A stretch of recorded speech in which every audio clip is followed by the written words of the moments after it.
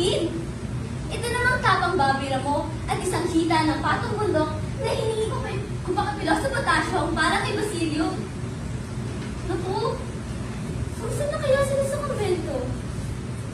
Nakakain kaya sila ng kahit buting piraso? Luha na lamang ang hapunang kumpari sa kirot at hapdi ng kanilang puso. Ngunit, sa hindi inaasahan, dumating ang aking kasama. Palaboy, sugalon, irresponsable at walang awa! Agad niyang sinunggaban ang pagkain aking inihain. Hindi man lang inisip kung may matitira pa para sa akin. Wala akong magawa kundi siya'y titigan habang sigura ko'y lunod sa kawalan. Ang nalitin ang pagkain na hindi na sapat para sa itong tao. Kaya tigisin ko na lamang hanggang kang nararamdaman ko. Pagkatapos niya kumain, pinutin niya ang kalagayan ng aming mga anak. Sa bawat pagbigkas na kanilang pangalan, lungkot ko'y natatakpan.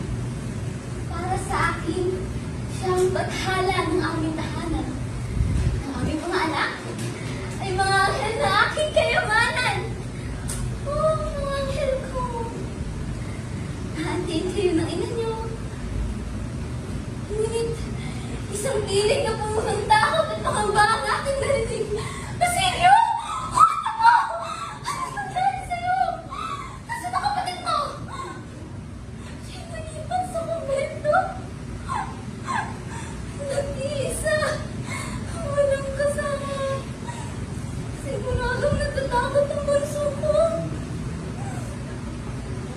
Basilio? Ano nangyari sa iyong ulo? Sinong nakit sa'yo? Sa kanyang pagtakbo, isang punglo ang dumaklis sa kanyang luto. Sadyang walang puso ang mga gwardiya sibil. Hindi na nila inisip ang magiging damdamin ng isang ina.